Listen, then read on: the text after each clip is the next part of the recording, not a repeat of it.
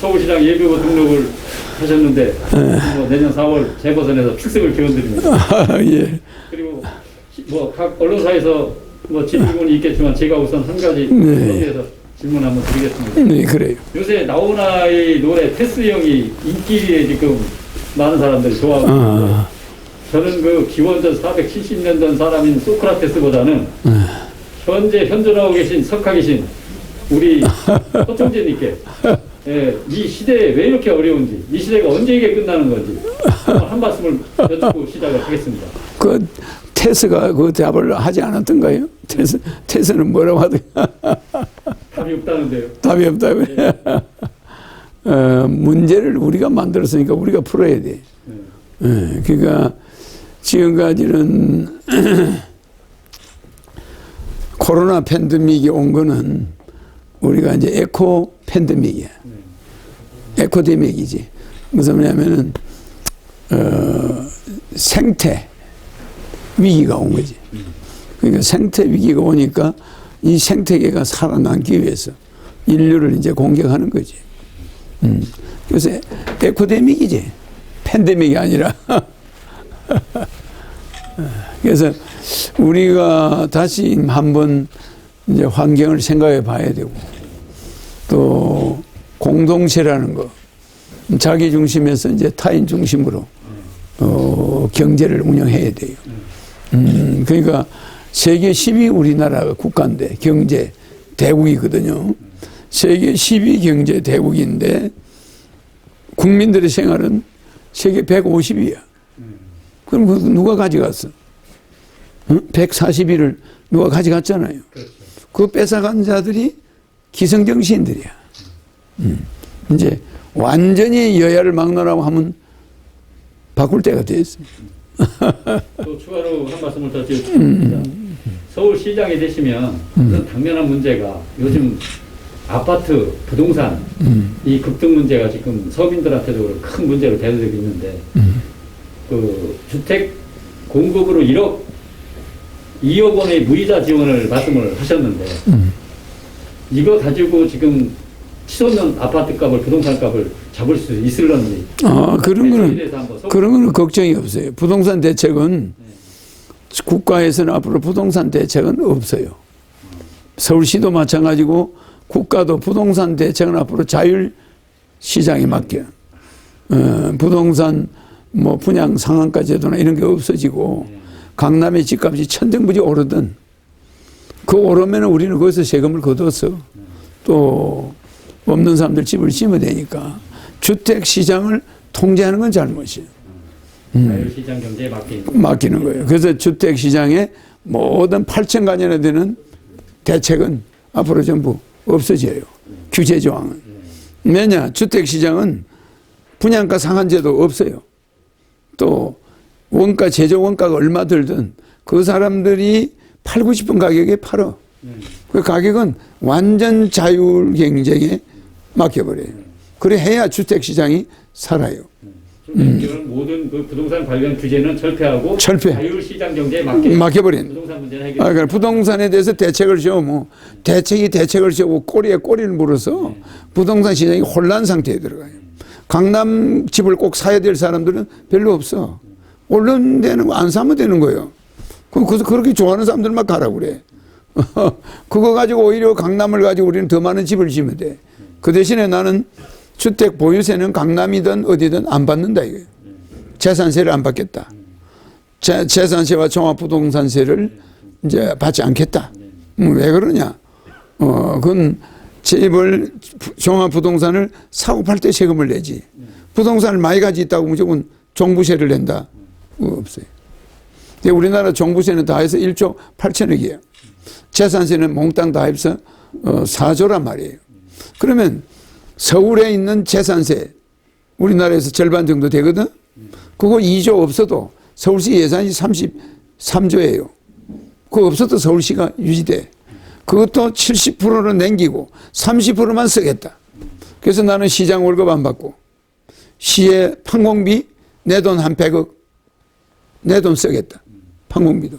시에 있는 돈은 10원도 안 건드린다. 그 대신에 시의 간부들도 판공비 다 없애라. 시 예산은 70% 줄인다. 이게 나 생각이에요. 그러니까 서울 시민들이 여야에서 온 시장 붙여놓으면은 거기에 국회의원들, 지자체의원들 몇천 명이 달라붙어. 그 서울시장이 무슨 선심성 예산 안 쓸 수가 없는 거예요. 그러니까 이게 복마전이야? 도둑놈 소굴이 되는 거예요. 내가 시장이 되면은 나한테 부탁할 사람이 있나? 국회의원 있어요?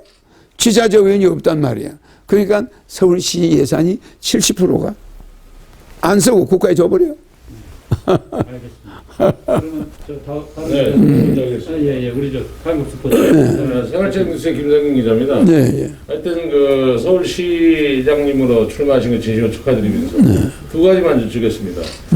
지금 경제도 어렵고 코로나 문제로 혼수도 하는데 시장님으로 출마한 동기가 있으면 한 말씀 해주시고 또 그 다음에 지금 현재 코로나도 극성을 이루고 있지 않습니까? 그렇죠. 내일 모레 뭐 3단까지 올라간다는데 시장님이 되시고 난다면 코로나에 대해서 어떻게 대처하실 방법이 코로나는 전부 마스크를 끼고서는 어떤 제한을 특별히 두지 않고 지금 2단계 수준으로 계속 가겠다.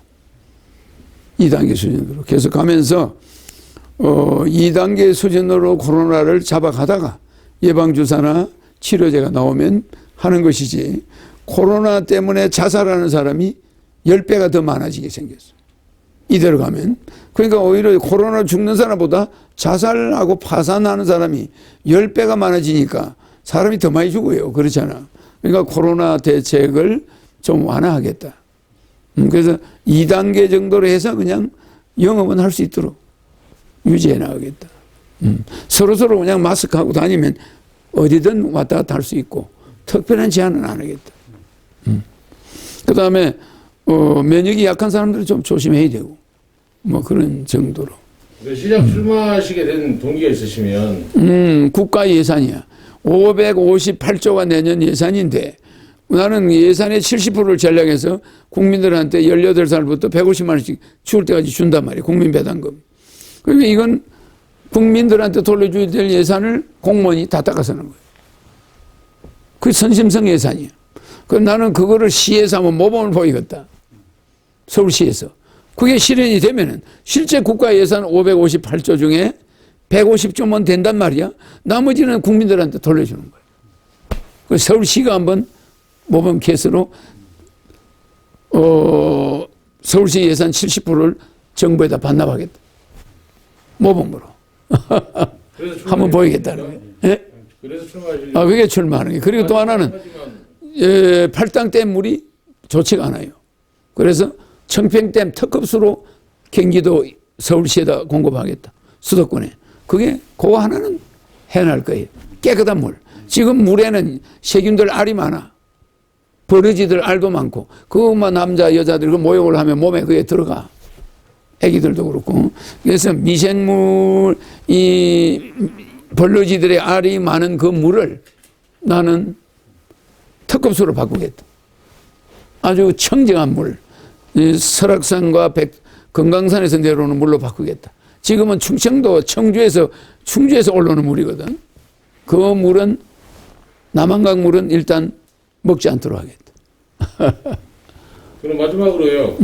지금 우리나라에 지금 출산 문제에 애로점을 많이 갖고 있는데 그제도 방송에 나오다시피 5명 결혼하면 한 부부만이 애 하나를 낳는데 그게 보통 문제가. 앞으로 출산 문제에 대해서 뭐 생각하고 계신 게 있어요? 나는 30년 전부터 애기 낳으면은 그 당시 3천만 원 준다고 그러는데 지금 5천만 원이죠.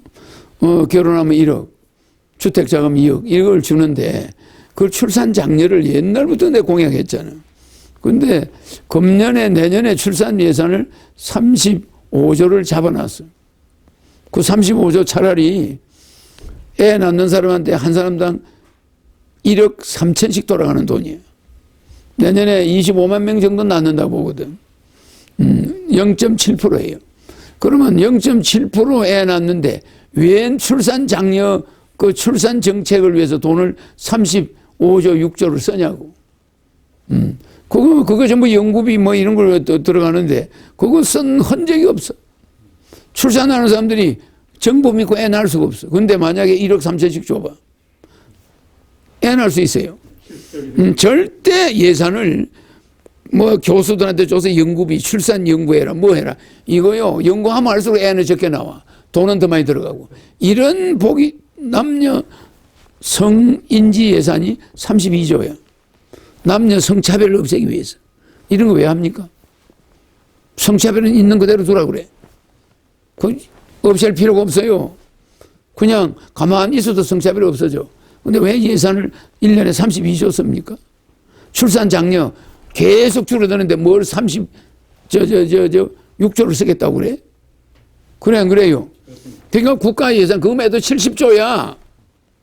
그렇지 않습니까? 이 국가 예산에 방만한 이런 예산을 전부 줄여서 실제 출산하는데 1억. 이렇게 줘봐요. 결혼하는데 1억. 애 낳는데 5천만 원 주거든? 그렇지 않습니까? 네? 펑펑 날 것 같습니다. 펑펑 났지? 아니, 쌍둥이 나면 1억이야. 그런데 애 낳는데 만약에 5천만 원이나 1억을 준다면 애 낳아요. 근데 뭘 정책을 만들어, 정책을. 그게 공무원들이 하고 있는 일이다 이 말이에요. 앉아가지고 탁상 아무리 해봐 애가 나나. 예산은 왜 1년에 몇십 조씩 펑펑 써? 애한테는 1년에 내년에 태어난 애가 25만 명이야. 작년에 30만 명 낳았어. 재작년에 31만 명 낳았어. 갈수록 줄어들어. 결혼하는 사람은 33만 명이야. 그 애가 어떻게 된 거예요? 두 사람 결혼해 애 하나 낳을까 말까 한다. 이렇게 가면은 출산율이 0.5%로 내려가. 그러면 0.5% 출산이면은 25만 명, 뭐 20만 명 이렇게 내려가거든. 그러면 그거 현금으로 줘야 돼요. 현금으로 애 낳으면 얼마? 막 이러면 그냥 애를 낳아요. 네, 또 받겠습니다. 다른 기자님. 저 경산일보 서울지사장 강철수입니다. 예. 총장님께서 추진하고 계시는 삼성 살리기 서명운동이 많은 국민의 호응을 받고 있습니다. 네, 그래요. 이와 관련해서 정여세나 상속세까지도 폐지해야 된다고 하시는데 정여세 상속세는 완전 폐지예요. 여기에 대해서 말씀 좀. 그래요. 지금 내가 30년 전부터 상속세, 정여세 폐지하자고 했거든. 그래서 그게 1년에 1조 정도 돼요. 세금은. 근데 국가의 피해는 어마어마한 거예요. 1년에 1조 세금을 받자고. 우리나라 평균 1년 상속세가 1조인데 그 1조를 거두자고 558조를 쓰는 나라가 그 1조 때문에 삼성그룹 한번 뺏겨봐. 외국으로 넘어가 봐요. 이 다국적 기업들이 이 다국적 자본이 얼마나 무서운지 알아요? 아니 계속 우리 토종 기업을 공략을 하는데 이러다가는 우리나라가 나라는 있는데 기업이 다 없어져. 다국적 기업이 돼버려 이거. 그럼 중국 자본, 중국이 미국의 대선이나 뭐 외국의 대통령 선거까지도 돈으로 개입을 하느냐 안 하느냐 샀는데 아니 그 사람들의 자본이 카나다에 많은 토지를 사고 미국의 토지를 사고 우리 제주도 땅을 사잖아. 그 사람들 자본이 만약에 우리나라의 기업에 들어와서 지금 계속 주식을 교란하면은 우리는 그냥 하루아침에 기업의 주체성이 없어져 버려요. 기업이 완전 전부 다 잡동사니가 돼버려. 해외로 넘어가는 거예요, 중국으로. 그러면 중국의 동북아 공정이라는 게 땅만 뺏으려고 하냐? 아니에요. 주식을 뺏으려고 하는 거예요, 주식을. 주변 국가의 주식을. 그 다음에 언어를 뺏으려고 그래. 언어. 중국화해 나가려고 한단 말이에요. 그 다음에 역사를 뺏어요. 그러면 이 사람들은 역사만 뺏는 게 아니야, 이젠.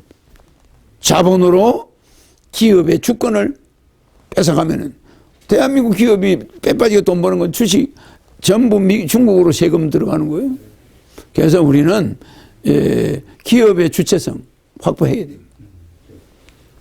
우리의 민족의 역사의 주체성도 중요하지만 기업의 주체성. 너무 우리 기업이 해외로 넘어가면 큰일 나. 그래 1년에 말이야 적어도 15개씩 지금 M&A를 통해서 외국 기업에 넘어가는데 이거 어떻게 우리 기업을 지키겠어 이러다가. 그러다가 아버지가 죽어버리면 그 다음 그 2세가 재벌 그 기업의 2세들은 펑펑 기업을 해외에다 그냥 설값으로 다 뺏겨버려. 그 삼성이 끝장나게 생겼다. 그래서 우리가 삼성 살리자. 내가 지금 만약에 시장 후보나 대통령 후보가 아니면은 내가 11조 만들어서 이건희한테 줄 수가 있는데, 이재명한테 갖다 주겠는데, 모금운동하면 금방 만들 수 있어요. 근데 나는 이번에 시장 나가야지. 또 대통령 나가야지. 모금을 못해. 그래서 그냥 삼성 살리기 운동. 상속세를 국회에서 자기 아버지의 기업을 이어가는 자에게는 상속세 면제하자. 일본하고 똑같이. 자기 아버지 기업을 이어갈 자가 없을 때는 상속세를 내지만, 그거 자기의 삼성을 이어가겠다는 아들이, 딸이 있으면 상속세는 면제야. 일본 법이 그래요. 그럼 왜 우리는 일본은 금융 실명제 없죠? 부동산 실명제 없어요. 해외로 돈이 안 나가, 안 빠져나가. 우리는 금융 실명제, 부동산 실명제니까 엄청난 자금이 엄밀히 해외로 빠져나가. 그걸 우리가 방치하고 있고. 일본은 뭐 바보라서 실명제 안 합니까? 부동산 실명제 안 하고 금융 실명제 안 해요? 김영란법, 금융 실명제, 부동산 실명제 다 폐지해야 돼요. 예, 제가 질문하겠습니다. 저는 경남일보 하승우 본부장입니다. 만약이라는 가정하에 제가 질문을 하게 되겠습니다. 시장께서 분명히 이미 서울시장 출사표를 던지셨는데, 만일에 내년 봄에 서울시장에 당선이 된다면 그 다음에 있을 3월 대권 도전을 위해 가지고 서울시장을 사퇴할. 당연하죠. 서울시장 붙어가지고 대선 등록할 때쯤 되면 당연히 사퇴하지. 그러면 이제 뭐 나는 서울시장 하면서 월급도 안 받고 판공비도 안 받았으니까. 그렇지 않습니까? 봉사 뭐 적당히 하면 되잖아.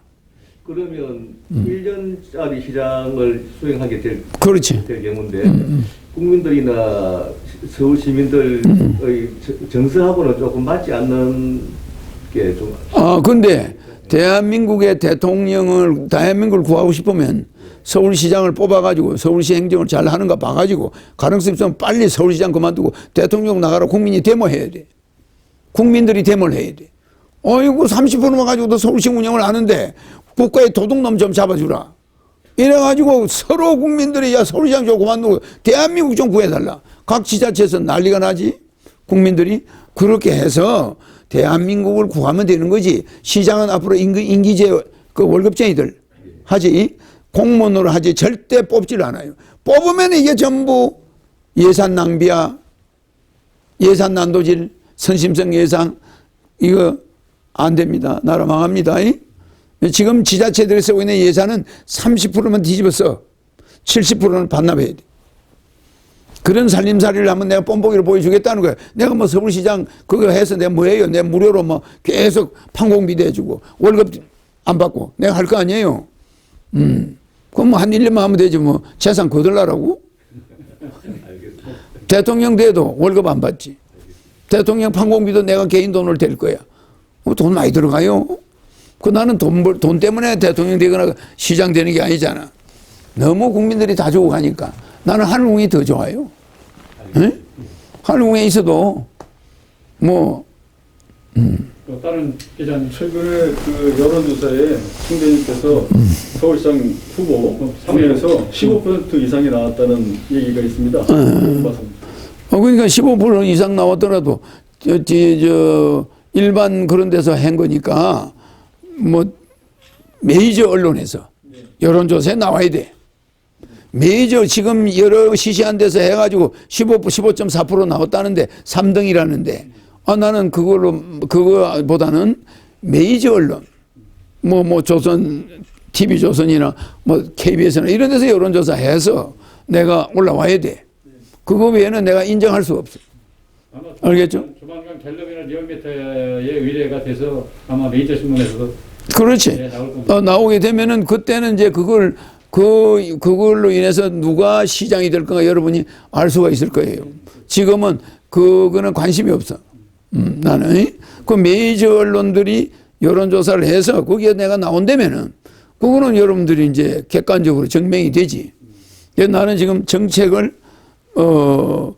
한 번이라도 국회의원 한 사람은 앞으로 정치를 할 수 없게 할 것이고 대통령 되면은 시장이 돼가지고 뭐 주택을 만들어준다. 서울 시민들 주택 문제를 이따위 소리 절대 안 해요. 주택은 각자 해결해요. 왜 서울시가 여러분 주택을 해결해 줘야 돼?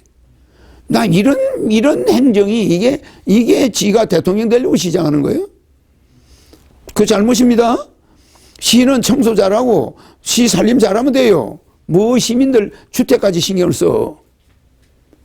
그런 거 이야기하면 그게 전부 사기꾼들이고 포퓰리즘이야. 무슨 말인지 알겠습니까? 그럼 국가가 있어야 국가가 해야 될 일이야. 지자체가 무슨 시민들의 주택을 만드는 그런 공장을 아는 여야 의원들 그 주택 만들어주는 줄 알아요? 안 만들어줍니다. 나는 일체 서울시가 조용히 서울시라는 것을 알지 못하게 서울시가 조용하게 제발 좀 방만한 전시행정 안 했으면 좋겠어. 모든 지금까지 하던 전시행정은 중단이에요. 중단. 무슨 이해가죠? 조용해. 국민들은 아무 서울 시민들은 피부에 닿는 혜택 돌아온 게 없어. 그런데 서울시는 어마어마한 예산을 집행하고 뭐 공원을 만들고 뭐 별짓을 다 하는데 그게 시민들한테 무슨 즐거움을 주나? 제발 좀 횡단보도 이 가로등 같은 거 앞으로 사거리가 아닌 일반 통행길 2차선 도로 이런 데는 신호등이 전부 전멸로 바꿀 거예요. 무슨 말인지 알겠죠? 그거 왜 서가지고 에너지 낭비하고 있어? 응? 학교 앞이 아닌 다음에는 전부 전멸이야. 전멸해서 깜빡이고 사람 없으면 그냥 지나가는 거예요. 응? 그래서 우리는 이 서울 시민들한테 불편한 거. 그 다음에 자동차 보유세 안 받죠? 재산세 안 받죠? 종합토지세 안 받잖아. 그러다 보니까 자동차 보유세만 해도 얼마예요, 그게? 자동차 보유세를 왜 받아? 핸드폰 보유세 받나? 그래요. 그거 잘못된 제도란 말이에요. 조세제도의 형평성도 다시 고쳐서 외국 사람들이 인정할 수 있는 조세제도. 그걸 바꿉니다. 다음 연말연시를 맞이해서 전국에 지금 고통받고 있는 국민들께 희망의 메시지를 한마디 해주십시오. 내가 이제 대통령이 시장을 거쳐서 대통령이 되면은 국민소득 10만 불. 그거는 내 임기 내에 빠른 시일 내에 내가 달성을 시켜서 국민들 살림살이가 엄청 피부에 닿을 만큼 좋아질 거예요.